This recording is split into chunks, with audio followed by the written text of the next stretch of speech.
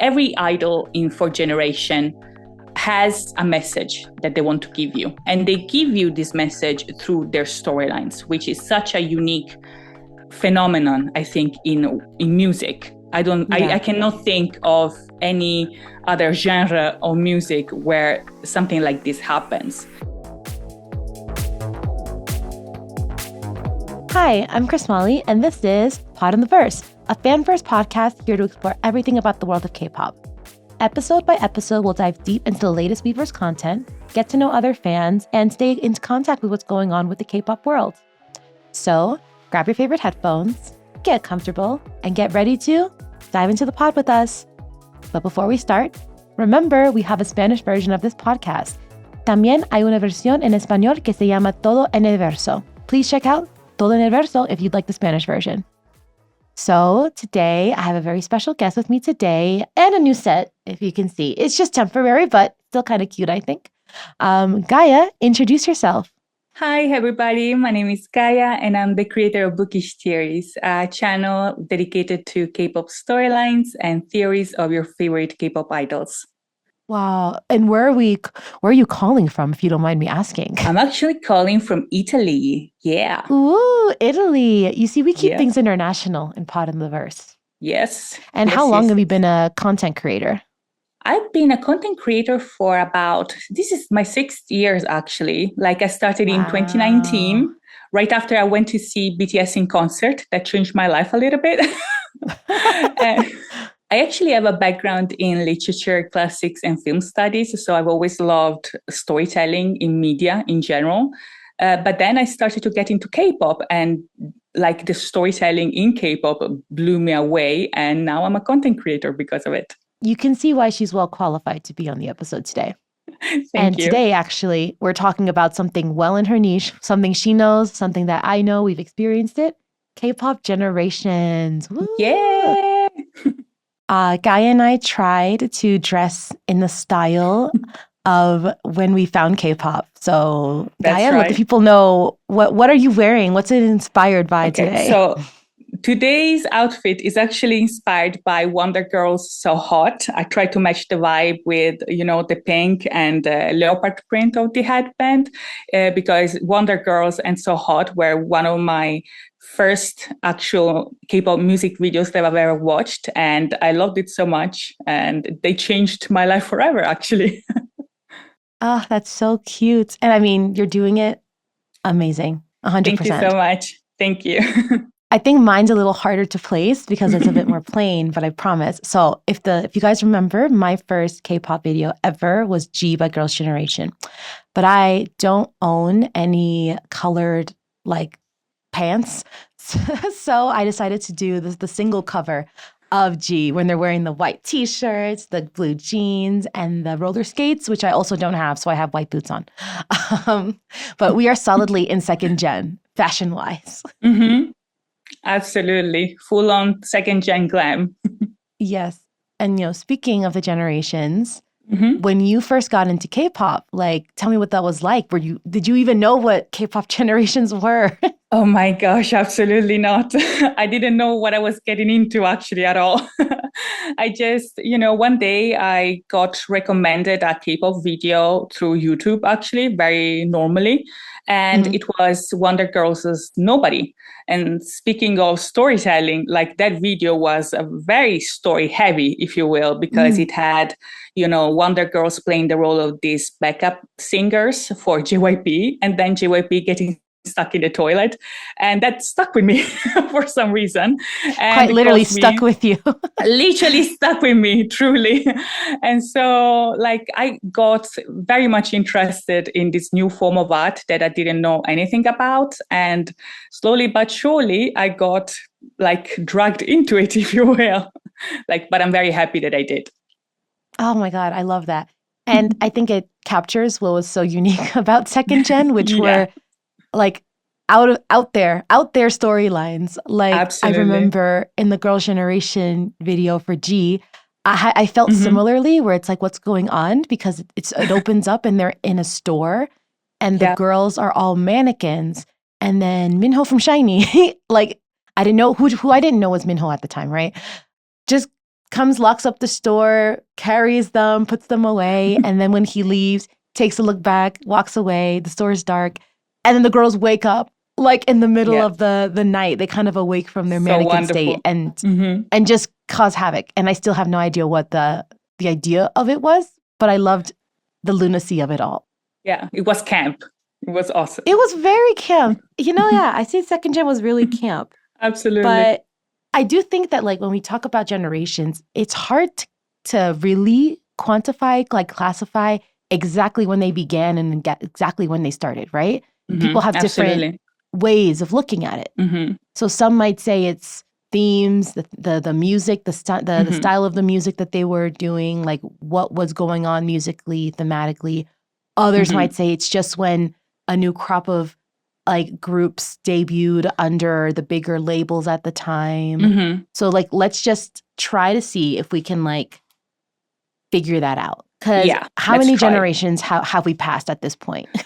I think at this point we're about 5th generation in. Okay. Like I would some agree. people are actually discussing the beginning of a 6th generation, which personally I'm not so sure about that.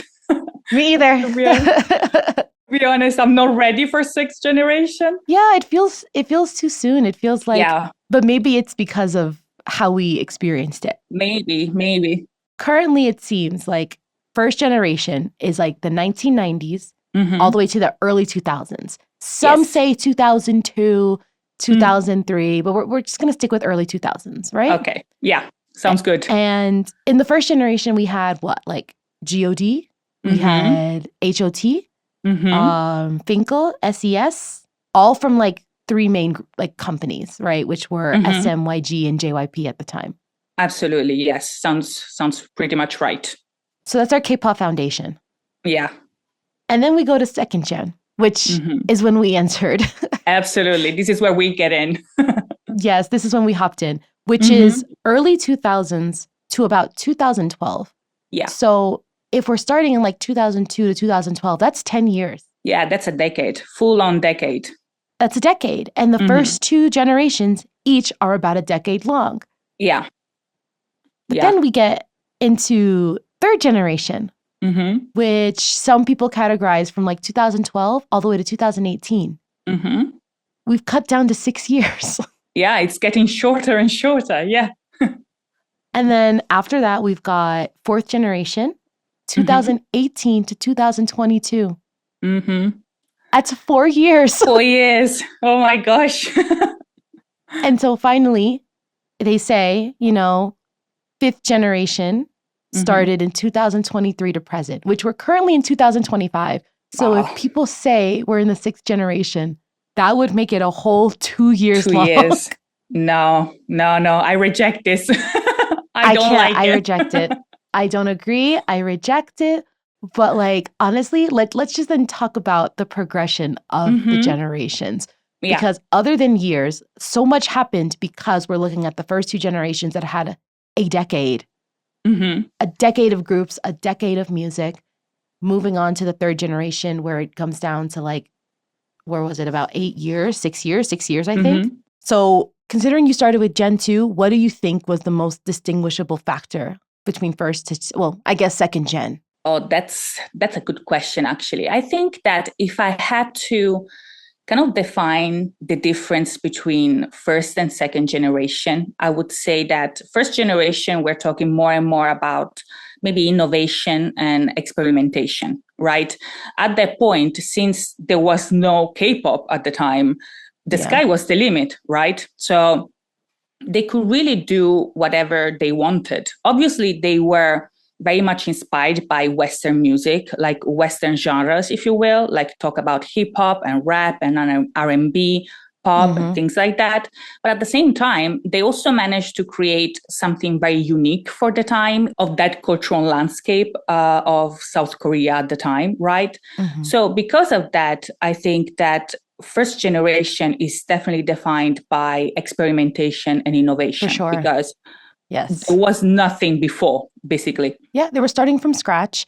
And I mean, if anyone has seen what the hairstyles looked like back then. Oh my gosh. The sky was the limit.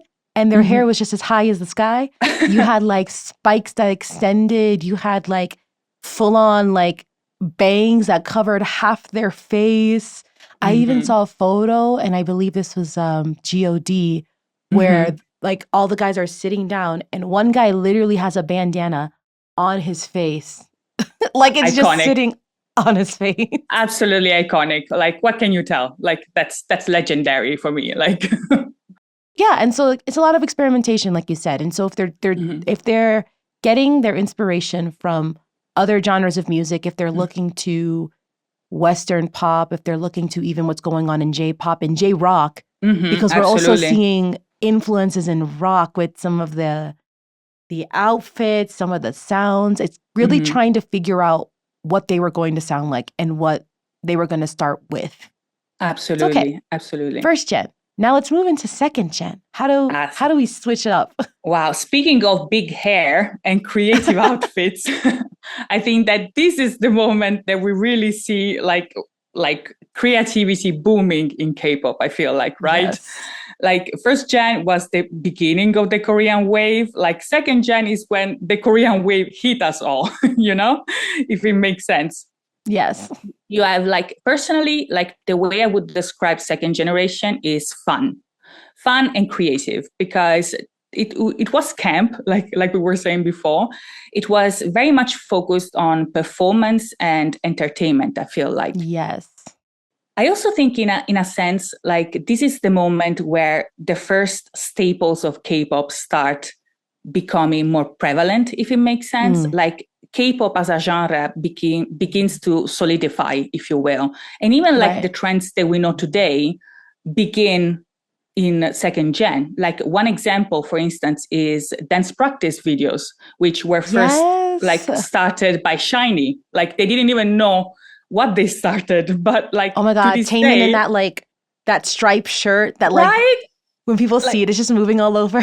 That's iconic. Like they didn't even know how iconic they would become, at that time. They were just like shooting a video for practice at the time. They didn't know what they would create, like the trends that they would set, and that they still exist today, right? And I think that this is kind of the charm of second gen, like setting trends and setting, like breaking boundaries, if you will. Yes.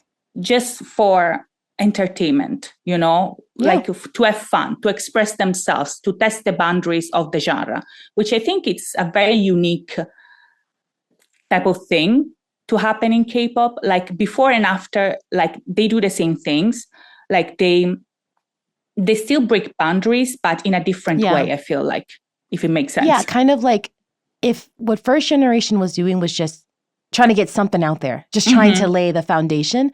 Second gen is how groups start to really distinguish themselves and really like capture their fan bases in more unique ways that they don't even realize would end up starting something that everyone does. Because those practices were also like, what is it, 720p max? Yeah. Like we weren't seeing facial expressions. We weren't seeing their outfits were not coordinated at all. It was not curated at all.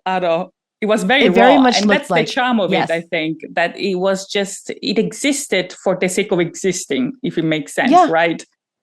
A dance practice was just a dance practice. Yeah. Like it was really just, they turned on the camera, whatever phone camera they were using, and just went and practiced. Like they put something in the middle to center themselves, and they just went for it. Because they did it for themselves, basically, and then they decided to put it out. Like nowadays, I feel like dance practices have a more produced vibe to it, a more artificial, more polished. dare I say. Yeah, very, very polished, exactly, because it's meant for the audience to see, right? It's not meant for them to see, right? They probably have dance practices that are much more raw than the ones that we see. But like nowadays, there is this distinction, it's much more produced. Whereas back in the day, like what you see is what you get, they were practicing and that was one take. Exactly. One take and that's it. Like it's gone. Like we did it. We practiced, like we are practicing, and that's for us to see, and now for you to see as well. Yeah, and I think another thing that was so unique about second gen to me is I think that's where you also start to see other groups like interacting with each other through like the variety shows. I remember one of my favorite things that I liked to look up were they had these shows where they were dance battles. Like they just brought their best dancers, because it wasn't even the whole group. It was like the best dancers of a certain group would go up against another group of the best dancers from another group, from another company. Like it didn't matter company or group. Everyone was just out there to dance and have a good time. And I felt That's like that awesome. helped me feel like, oh, like this is like something really cool. I would love if they did it today as well. That would be so great, to be honest. Yes. And it was just so much fun because you just saw all of the idols like interacting in this way. Like literally, because a dance battle is, I can do this, and then like pointing to the others, like, what can you do?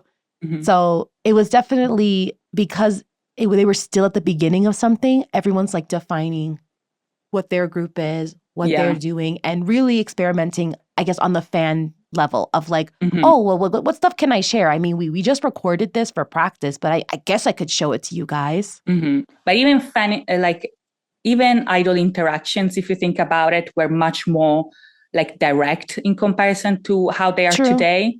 Like nowadays, I feel like they're very, very worried about looking at each other or interacting with each other, like for fear of, maybe causing something unfortunate. But back in the day, like idol interactions were really like normal, if you will, like where they were normalized. And I think that's a great aspect of second generation. Yeah. Now we're leaving second gen and going into third gen, which you said, you told me before, that this was this was the generation that stuck with you, that you thought, okay, I have to stay in this world. Second gen like brought me in, but like third gen kind of made me into a content creator, if it makes sense. Like this is the moment where the entertainment value of K-pop really transforms into something different, if it makes sense. We start seeing groups with much more stronger concepts. I feel like much more recognizable concepts, and storytelling starts creeping in more and more within these concepts, which truly would define like the identity of the groups moving forward. I would totally agree, because for me, I felt like I entered at the very tail end of second gen, because I got into K-pop around 2011. So for saying it ends 2012, literally at the tail end. But third generations what made me feel like, whoa, this is something different. Like I can clearly remember, because it was also the first generation I was around for to see groups debut within that generation. Yeah. And you can clearly compare and contrast of like, wow, like these are groups with like a storyline concept, like upon debut. Like that was my first interaction with that, because before, of course, groups always have a concept and there's always some sort of story, but it just felt so much more defined in third generation. It definitely feels more polished in third generation. Like speaking of 2012, for instance, I think one group that starts off the third generation would be EXO. And EXO, as a storyline, as a concept, really pioneered this type of idea, like the idea of idols having an ongoing storyline. They have this concept regarding the exoplanet. They have a villain in their storyline. They have superpowers in their concept. And this is something that we never saw before, like to this extent, at least, right? Yeah. And then around like at the same time, throughout third generation, we start having more and more groups that truly like dive in to these storylines and to these more sophisticated concepts, if you will. Another group that comes to mind is certainly like Red Velvet, for instance, with their red and velvet concepts, which kind of are one the opposite of the other. You have like the red concept that is more cutesy and like summery and like adorable. And then you have the velvet concept, which is more witchy, more like scary even, which is a new thing, right? And like another one that comes to mind in terms of storylines and third generation is Dreamcatcher, which comes from a much smaller company. But at the same time, they really did something incredible. Coming from such a small company and developing a horror concept that stuck, that's incredible for me, right? And obviously, then you have groups like BTS. Like what are we talking about? Like BTS, personally, for me at least, like truly defined this generation, obviously in Yes. terms of music, because everybody knows their impact in that regard. Yeah. But for me personally, also in terms of storytelling, like the way they told stories Mm. changed the way K-pop told stories, like Oh from yeah. that moment on, you know? It was like, because I completely am with you. I Mm-hmm. remember because this wasn't upon their debut. Mm-hmm. Upon their debut, they had, a very tough, rough, like exterior. Mm-hmm. And they did have, the sweeter songs. But when you get to the most beautiful moment in life Oh my gosh. and the way those music videos connect, the way the Mm-hmm. album rollout was, the packaging and everything, I really do remember watching and feeling like, wait a second, I feel like something just shifted Mm-hmm. because Yeah. with the exception of EXO, because at the time I was aware of EXO, I Mm-hmm. enjoyed like their exoplanet concept. This was the first time I was seeing like the story so centered, like Mm-hmm.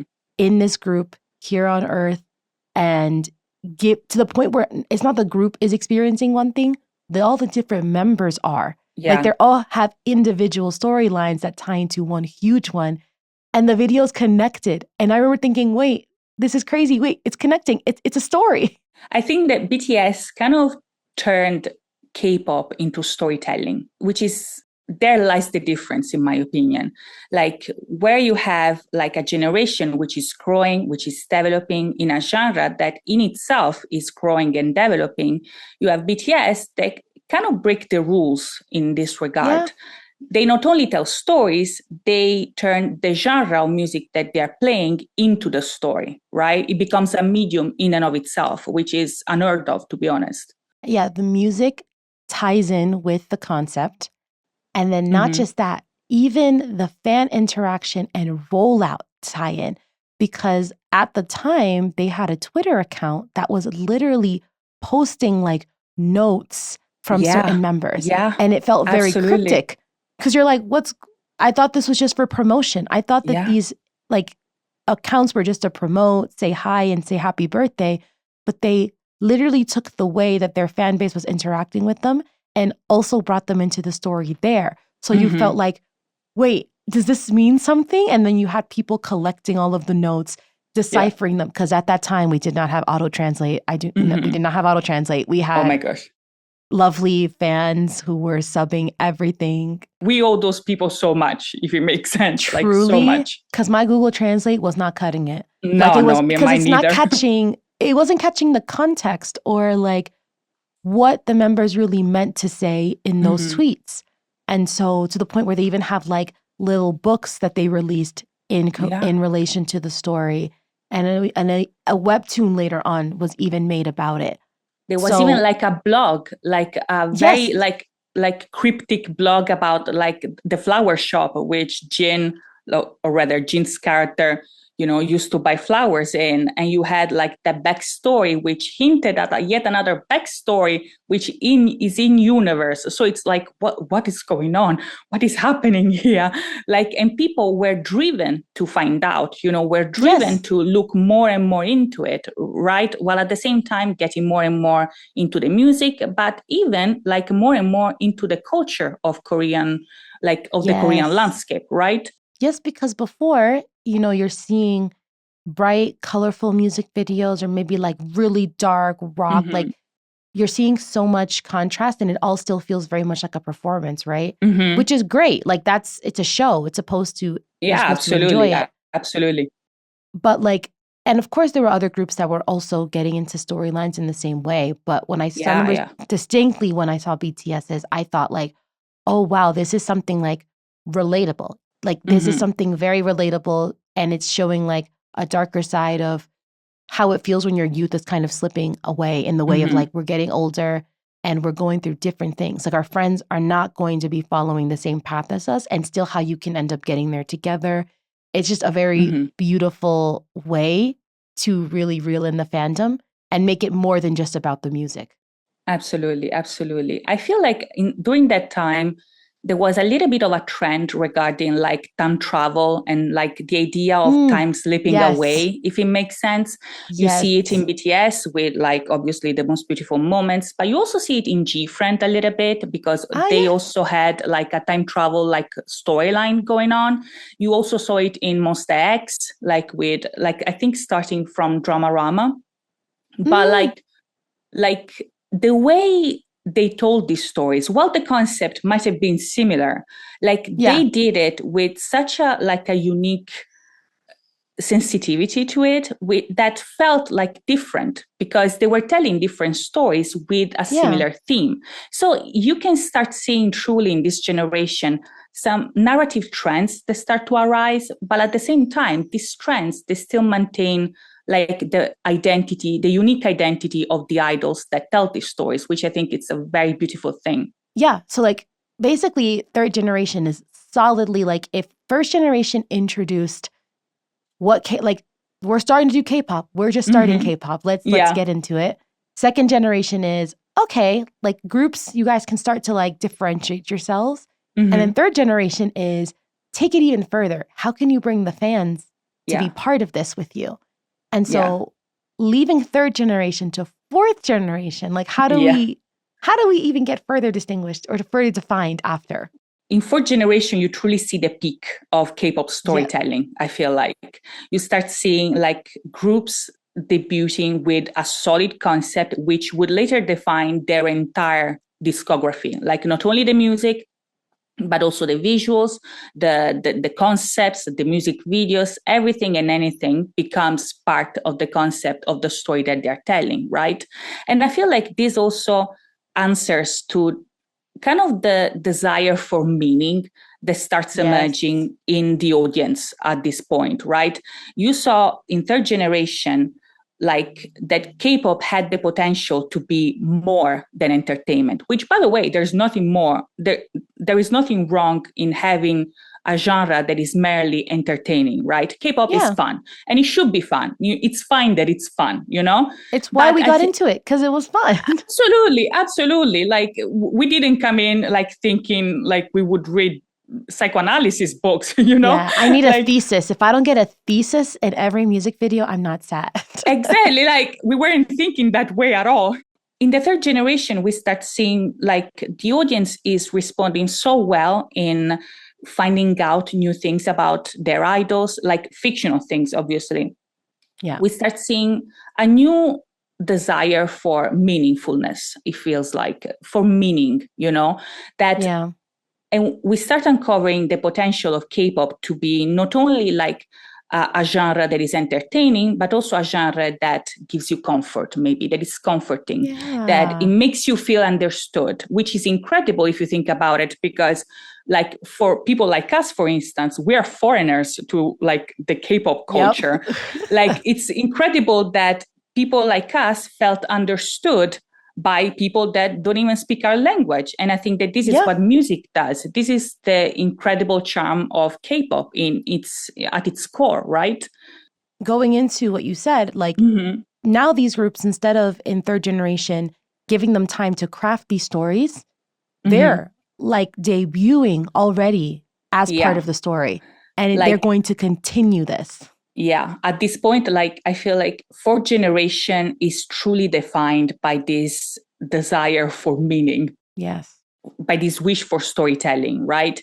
And you see, like, in fourth generation, it's very difficult almost to find groups without a lore, without a storyline, right? I would agree. Like, Yeah.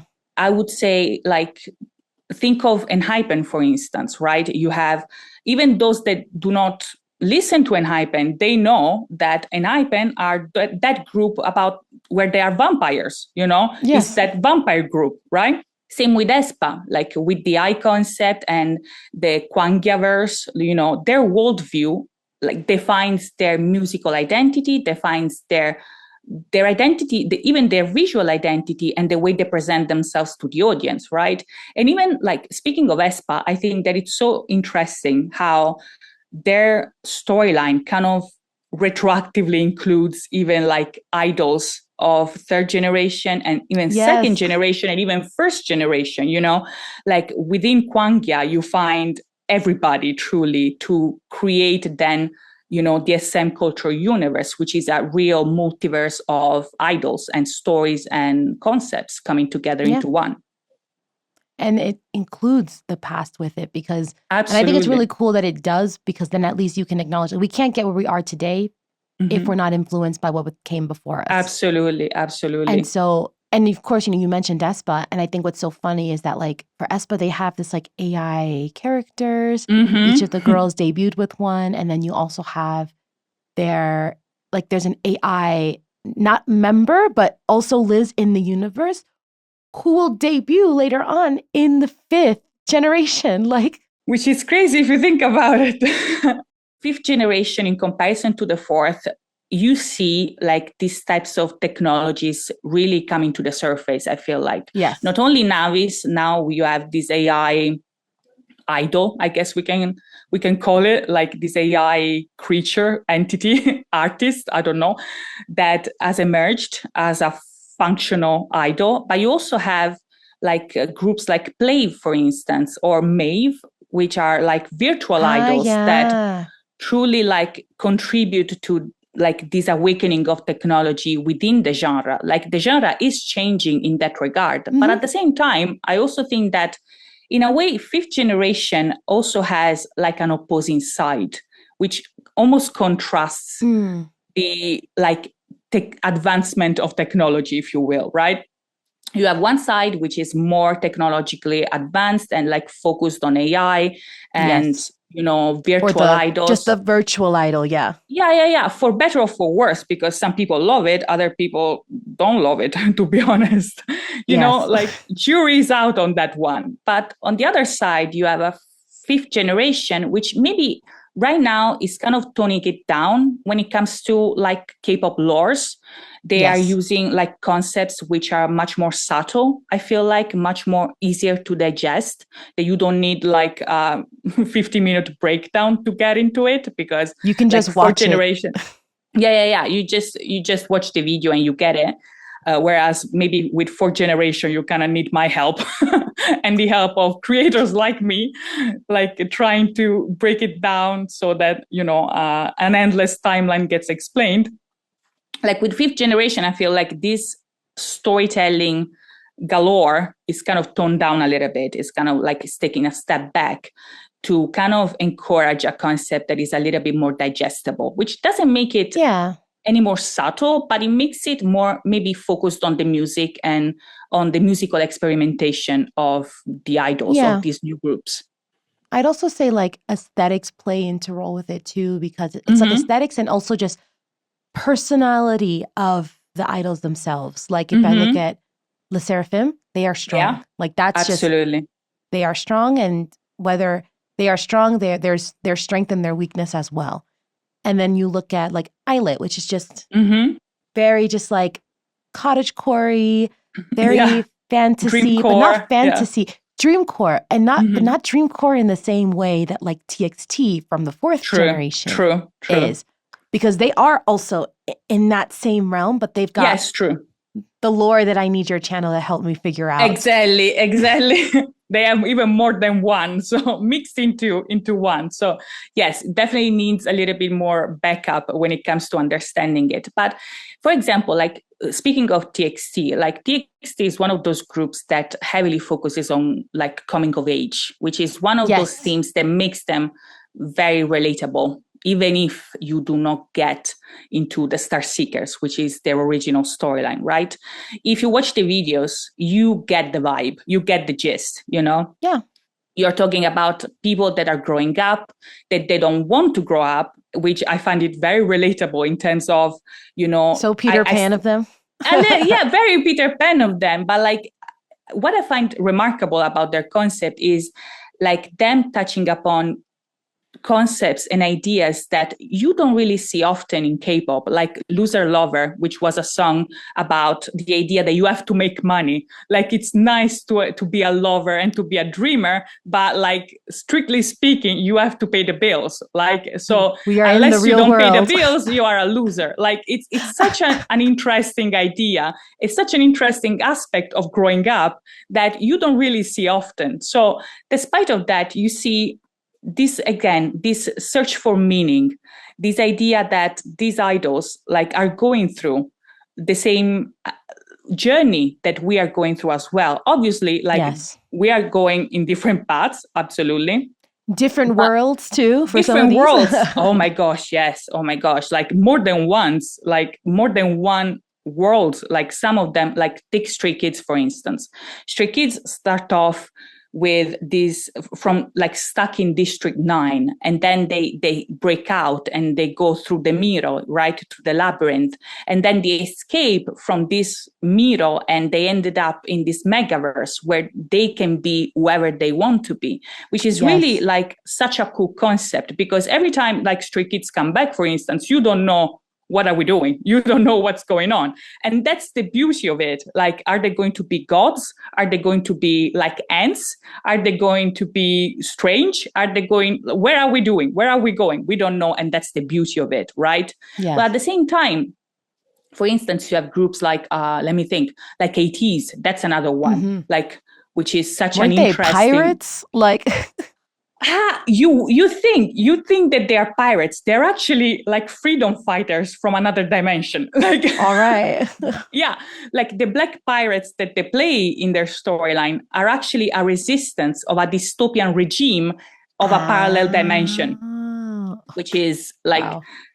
It's crazy. But speaking of ways of telling a story, like groups like ATs, for instance, like they have a diary in their albums, which helps you out, right? They tell you the story. Okay. So they're guiding you. Yeah. They are helping you out. And it's also in English, by the way, which I really, really appreciate. Like 10 out of 10. Thank you very much. But you see like this growth and these stories that, for instance, speaking of ATs, like their role in their own story is to awaken the world, because this regime in this parallel dimension like destroyed the emotions of people, and they have to awaken like the emotions of these people from another world through dancing and music. So what they do, they dance and sing, because that's what they do best. They make the world a better place through their music. And I feel like I was just at their concert like in January, and people feel that message, right? They feel that idea of finding the light, which is like also the theme of their concert, like towards the light. The idea that you have to go towards the light, not in the sense that you have to go towards the train, but in the sense that you have to find the light. And the light, most of the times, is not even them, it's in you, which is such a beautiful message, I think, right? Similar like with so many others. Like every idol in Fourth Generation has a message that they want to give you, and they give you this message through their storylines, which is such a unique phenomenon, I think, in music. I cannot think of any other genre of music where something like this happens. And I feel like even if in Fifth Generation we're kind of losing this trend of storylines, more so diverting. To say is like we're starting from a foundation. We're starting, okay, here's what K-pop is. Moving into, here are who these groups are. Moving into, here's who we are together, fandom and the groups together. Moving to, we exist in this whole different dimension in this world, and here is what we bring to you. Here's what we mean to each other. And then going to fifth of like, that was a lot. Let's also just kind of be with each other. Like, let's just kind of be still in it and enjoy. Let's chill. So let's chill. Yeah. You know, I'm not sure what Sixth Generation will have in store. I'm praying they wait at least 2 more years so we can at least have 4 years between generations. I hope so too. I really enjoyed this conversation with you. So thank you so much for giving me your insight, because it does help, you know, experience the generations change is one thing, but also looking back to reflect is a whole other thing that gives more meaning. Absolutely. Now we're moving on to the Weverse wrap up.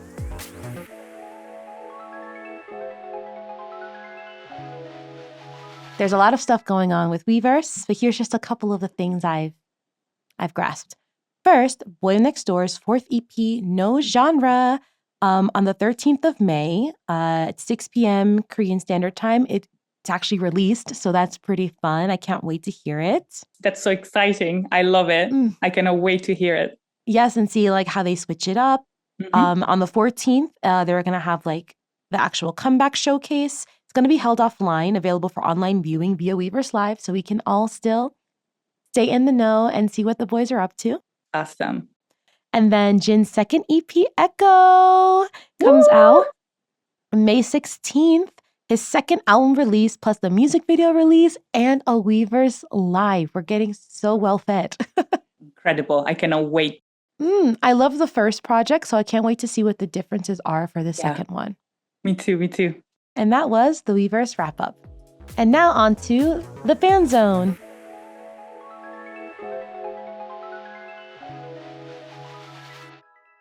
So for this week's Fan Zone, it is very short, but we were talking about generations, so I wanted to keep it in line with generations.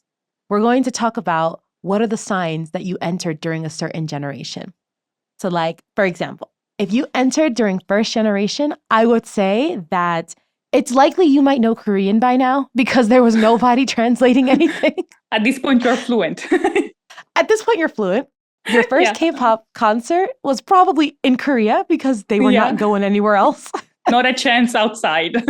And you probably have a huge sense of nostalgia when you see groups like dressed up in like animal suits. That's so true. Oh my God. You know, you also probably experiment more with your hair than anybody else does. And I praise you for that. So what do you think are like distinguishing for a second gen? I would say campy. Like you have to be camp. Like you have to enjoy a little bit messy. You have to enjoy the mess a little bit. The drama. Yes, a chaotic mess. The drama, yes. Healthy mess, healthy camp, but a little bit of mess and a little bit of camp. You know, the colors, the experimentation of sounds. I feel like this is what, if you like that, you will like second gen. I feel like also like the experience of trying to find like pieces of media associated to like you're K-pop, an investigator. You are really good at finding anything you need. Oh my gosh. Like nowadays people are so well fed, and like maybe this like shows my age, but they don't know nowadays how good they have it. Like back in the day, you have everything like in bits and pieces, like everything untranslated still, very bad quality, you know, but you still enjoy it horrible anyway. Quality. For sure. And like, I would say at least for second gen, if you owned an album at that time, you very likely bought it off of like eBay and it shipped to you in like 60 days, no tracking number. You were actually, no way. You were scared it was never going to get to you. Yeah. And then moving into third generation, this could be, you may have actually bought an album in a store, in the one store in your country, like the only person who has it because that album was doing numbers. Like I remember seeing some albums, like not a lot, because, you know, BTS is third generation. They were one of the first that I started to see in like major stores. But like before BTS, like for me personally, my European experience still like nada. Nothing. Still nothing. Okay. Like, so if you're in the US, you might see an album. If you're in Europe, you're still on eBay. I'm very sorry. Still on eBay. Yes, absolutely. You're still watching from outside. Still watching from outside. Yeah. Okay. But fourth generation, I'm hoping in the fourth generation, you guys got some CDs. Absolutely. For Gen, like we are set as well. Absolutely. We made it. Okay, this is where they catch up. And this is, I would say, fourth generation's when. Third generation, they definitely started going global, but global meant Asia and the US, and that was basically it. Yeah, and that was it. I would say fourth generation's when Europe really does enter the picture and other countries. Finally, people start doing tours there. We made it. You know, live streams. I would say that fourth generation was very much into live streams. Like, we are seeing the idols not only in the videos, other music videos or variety shows. Now you're just seeing them talking to each other in a room, in maybe their practice room or in their dorm. And also the biggest upgrade is subtitles. I'm sorry, like I have to appreciate, shout out to the subtitles. Official subtitles. Yeah. Like we always had them because of the fans, but it took a while because Yeah. this is like unpaid work that they're doing. But now we actually get official subtitles. Yeah. Like translator fans, absolutely the backbone of society in K-pop. But like nowadays we are eating good, finally. Now we're just, now that's how we get to fifth generation. Fifth generation, there's just an abundance. Yeah. Like you can find it anywhere with one Google search. You don't have to try to convert everything into Korean, go to Naver, figure out like, oh, I found this one tweet, which leads all the way to here, which I think I may have found a link that will get me to the second part of a 10-part series that I'm trying to watch. My God, so real. Yeah. So yeah, I will say that the evolution has been crazy, and to think that this is from the 1990s all the way now is about like 30 years. 30 years of fandom. And I wonder where we'll be even in the next year. Oh, who knows? Who knows? Maybe sixth generation is coming and we don't even know it yet. Please, at least wait another year or two. But, at least one. Yeah. Yes. But for this week's fan zone, in the comments, like just let us know, where do you think we're headed in K-pop? And also, what did we get any of the signs right? Or is there any more that you want to contribute to the conversation? You got to let us know. And that was the fan zone. So thank you so much, Gaia. I've had such a great time talking to you. Please tell everybody where to find you. Thank you so much for having me. Like, you can find me on YouTube as Bookish Theories, and that's it basically. On Twitter, if you want, Bookish T_S, and that's it. Thank you so much for having me, guys. Oh no, it was a pleasure having you. As always, please make sure to follow us on our socials. We're on Spotify, we're on YouTube, Apple Podcasts, literally everything. QR tells you everything. And so yeah, we'll catch you next week. This has been Pod in the Verse. See ya!